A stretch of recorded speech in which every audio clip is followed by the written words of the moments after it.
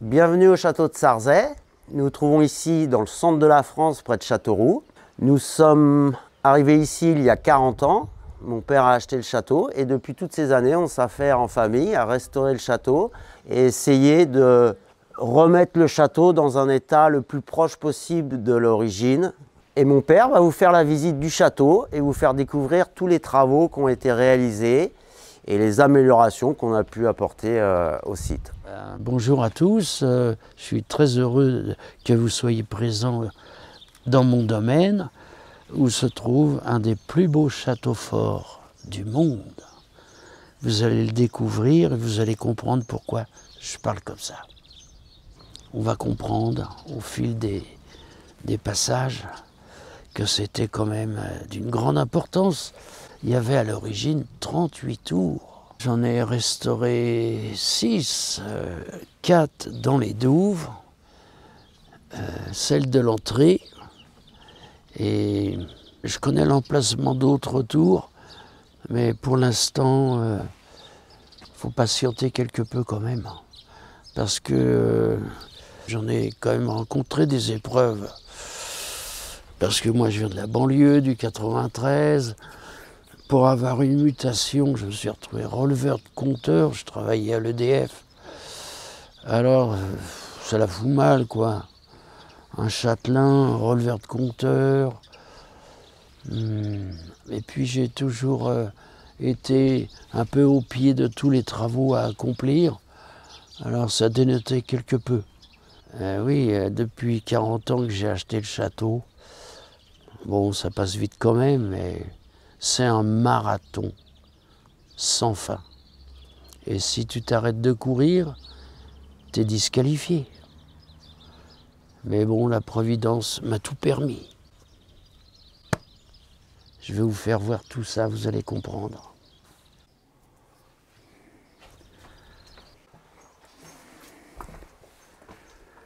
Alors là, le rez-de-chaussée.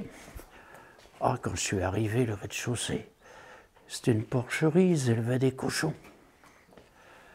J'ai refait le sol, parce qu'ils avaient tout cimenté, avec de la vieille tomate que j'ai récupérée dans les campagnes.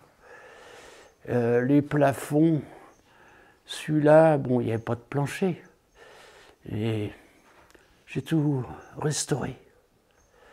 Et là, vous voyez les belles cheminées d'importance.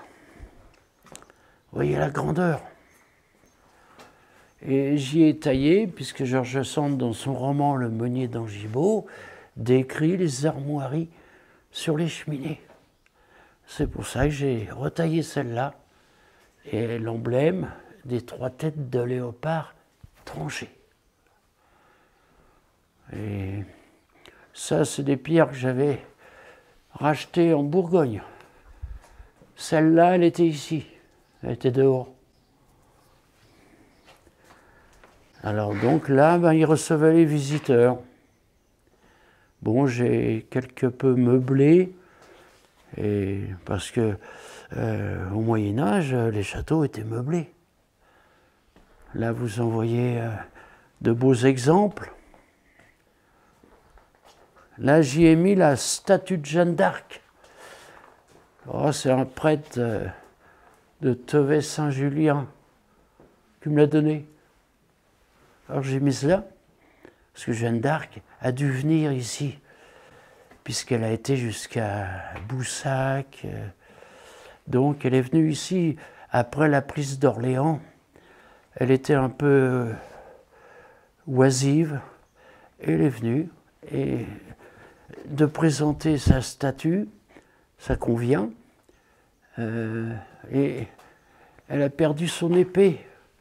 Elle avait une épée là. A disparu. Alors ça m'arrive, là, je présente un peu des épées comme là, et alors j'ai dit aux visiteurs, j'explique, vous voyez la statue de Jeanne d'Arc, elle a perdu son épée, en réalité, elle me l'a confiée. Alors là, on se trouve dans la deuxième pièce du rez-de-chaussée. C'était la cuisine. Et la cheminée est moins décorative. C'était un peu une pièce de fonction. Et on y a trouvé un grand trou curieux. On l'a tout vidé à la main. Alors, c'était pas des oubliettes, non. C'était pour conserver de la nourriture. Ben, ils mettaient du blé ou je sais pas quoi. Et ben, je l'ai tout vidé. J'ai mis une grille, comme ça on voit. Et les gens, ils jettent des pièces, un peu comme la fontaine de Trévise en Italie. Voilà, il y a des cheminées dans toutes les salles. Ben là, j'ai restauré aussi. J'ai mis une grande plaque de cheminée que j'avais ramenée de Montfermeil. Ben là, j'ai une lettre exemplaire écrite par Georges Lubin. C'était le biographe de Georges Sand. Alors, je vous lis 2-3 phrases. Je viens de lire avec indignation l'article paru à ce jour du lieu de vous aider comme il l'aurait dû. Les monuments historiques vous font un procès courtelinesque. Ce sont eux qui ont failli, qui n'ont pas été fidèles à leur rôle, car vous les aviez informés de vos intentions de sauver ce magnifique reste d'architecture militaire. Aussi, je vous aurais décoré et d'abord aidé. Si vous faites une pétition, je m'y mets en tête. Voilà. Et tous les amis de Georges Sand. Alors là, ben, une lettre des monuments historiques. En 2001, vous sollicitez le versement d'une subvention représentant 50% du montant des travaux de toiture que vous avez réalisés par l'entreprise Beaufils. Je me permets de vous rappeler que les subventions de l'État accordées... En conséquence, j'ai le regret de vous faire connaître qu'il ne m'est pas possible d'accéder à votre demande de subvention. La seule chose qu'ils m'ont accordé, les monuments historiques, c'est la correctionnelle. Ah, j'y suis allé en correctionnelle. Mais madame la juge et le procureur au tribunal de Châteauroux avaient eu vent de mon audacieuse démarche et dont les visiteurs étaient satisfaits. Alors, ils ne comprenaient pas cette plainte des monuments. Alors j'ai été condamné, mais à rien. 10 000 francs d'amende avec sursis. Bon. Alors voilà, tout s'est bien opéré. Bon, ça a fait un peu interférence avec les médias. Les télévisions sont venues voir. On a eu beaucoup d'articles dans la presse écrite.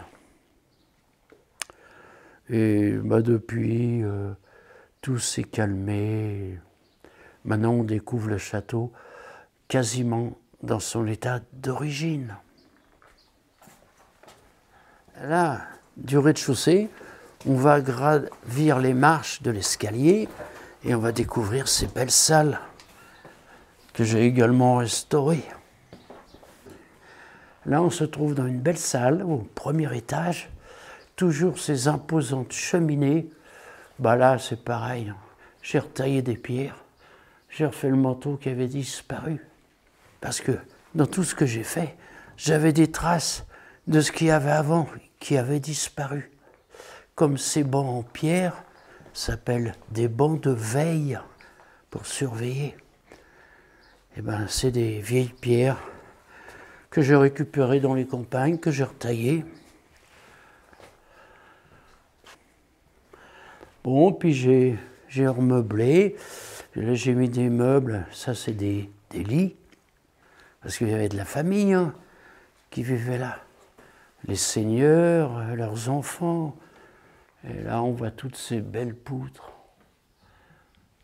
Là, j'ai tout refait. Hein. Il n'y avait plus de plancher. Bon, les grosses poutres, elles y étaient. Alors, on va s'avancer.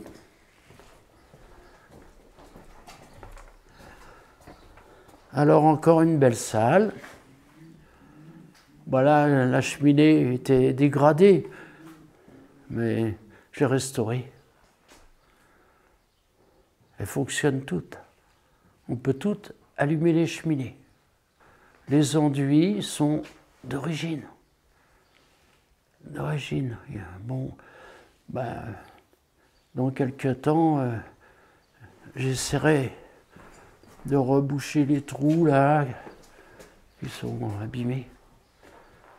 Et dans cette tour-là, la tour nord-est, se trouvaient les latrines. Au premier étage, au deuxième étage, au troisième étage. Vous voyez la beauté de ces cheminées. Alors là, vous voyez un meuble.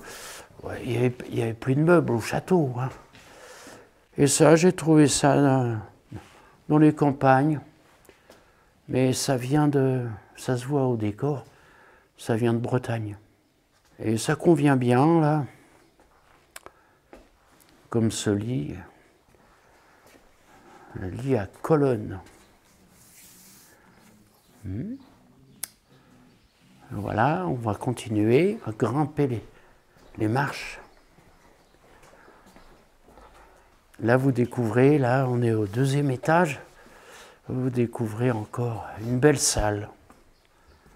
J'ai refait le sol en tomate, comme à l'époque, parce que j'ai trouvé des petits morceaux dans les coins. Et on a maintenant une belle salle. Là, également, j'ai restauré les bancs de fenêtre ou bancs de veille.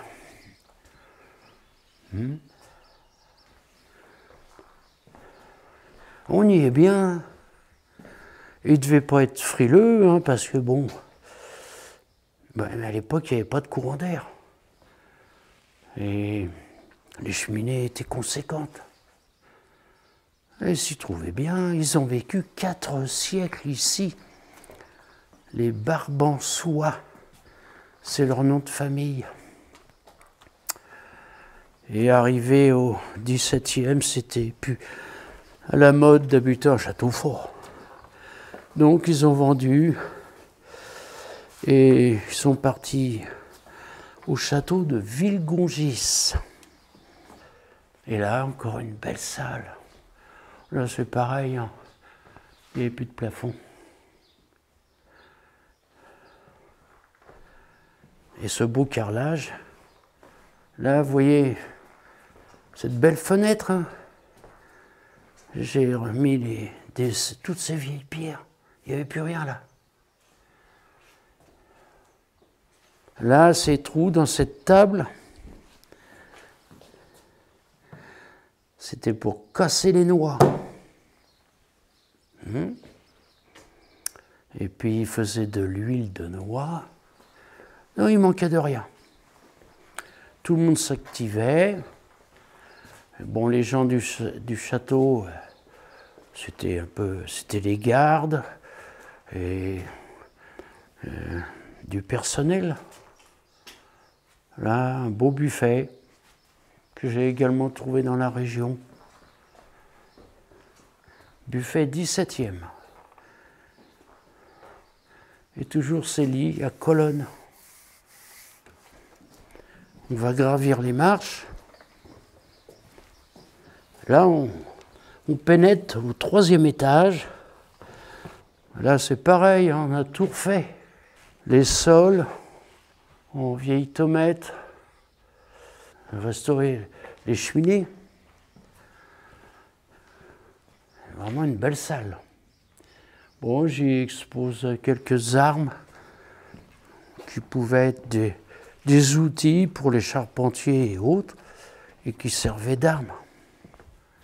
On pourrait appeler ces haches les haches du Grand Ferré. C'était un héros du Moyen-Âge qui a combattu les Anglais. On lisait ça dans les livres d'école. Et un meuble, qui est pareil. Alors là, je l'ai remonté.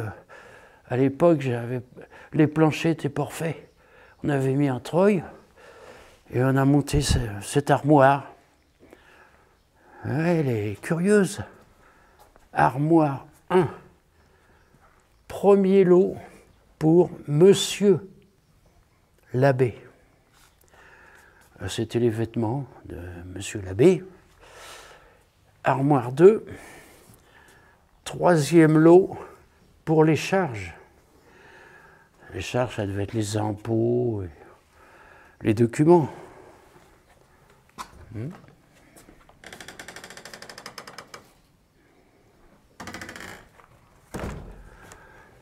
Bon, ces grands fûts, là, je les ai montés là. J'avais trouvé ça dans une brocante. Pourquoi? Parce qu'il se disait que les défenseurs pouvaient jeter par les mâchicoulis de l'huile bouillante. Bon, est-ce une légende? Mystère.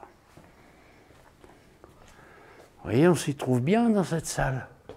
Et vous voyez toutes ces poutres là. Et alors au-dessus, vous allez découvrir ce qui captive les visiteurs, la charpente. Suivez-moi. Ben, dans cette grande pièce où se trouve cette superbe charpente, vous ne pouvez pas entrer, il n'y a plus de plancher. Et c'est Gilles, mon troisième fils, qui a tout refait. En planche de chêne. Parce que il y en a qui disent que les charpentes, c'était en châtaignier. Le châtaignier, c'est bien, mais le chêne, c'est mieux. Alors là, on voit le haut des tours. Ça se nomme, ce haut des tours, une enrayure. Parce que ça fait comme des rayons. Regardez. Vous voyez, une belle enrayure. Comme là également, enfin toutes les tours. Alors toujours dans les pièces du nord-est, des tours du nord-est, se trouvaient les latrines, que j'espère restaurer un jour. Bon, alors là, du côté sud, comme du côté nord, se trouve l'emplacement des conduits de cheminée du rez-de-chaussée jusqu'ici. Et on a tout restauré les conduits avec des petites briques que j'avais trouvées dans les campagnes. Et on a tout remonté les conduits. Et on est monté sur le toit. Et on a remonté le conduit comme il devait être. Ces gros paniers s'appellent des bourroles. C'était pour conserver les fruits secs. Ça se gardait 1 an. Là, on s'approche des chemins de ronde.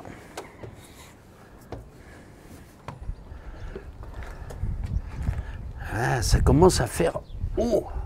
Là, on aperçoit le potager et le village. J'ai des copains, les Portugais, qui démolissaient une belle demeure au Rincy. Et j'ai récupéré, j'ai arraché tous ces pieds de buis que j'ai replantés. Ça, c'est des pieds de buis qu'on a presque 100 ans. Mais ils s'y trouvent bien. Ben là, on aperçoit la basse-cour. La grange fait presque 100 mètres de long. La grange, à droite. Et on aperçoit les douves.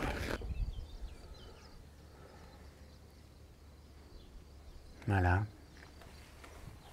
Conclure un petit peu ce brin de visite, grâce à la Providence qui nous a toujours accompagnés, on a pu réussir à faire, on peut appeler ça un exploit, mais ça dure depuis 40 ans. Alors maintenant, c'est un peu la place des enfants. Alors c'est Gilles, mon plus jeune fils, ici présent, qui s'active convenablement. Voilà.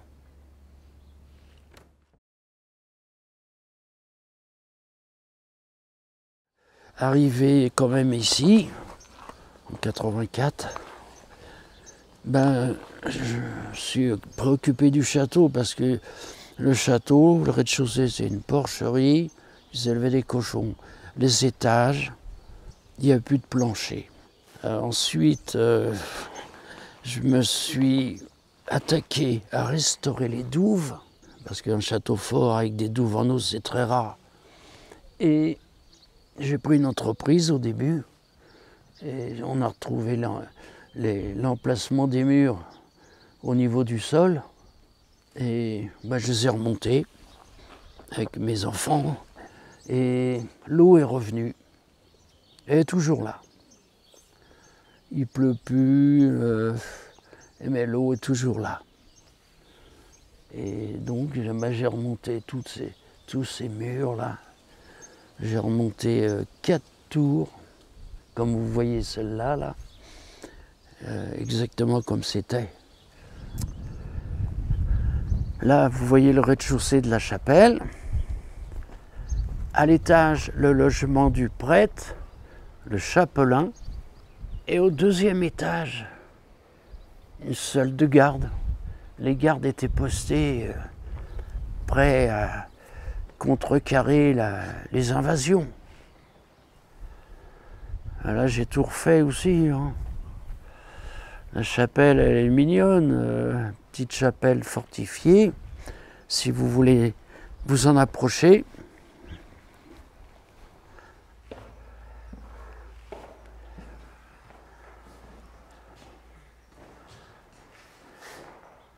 Des vitraux qu'un bienfaiteur m'a offert.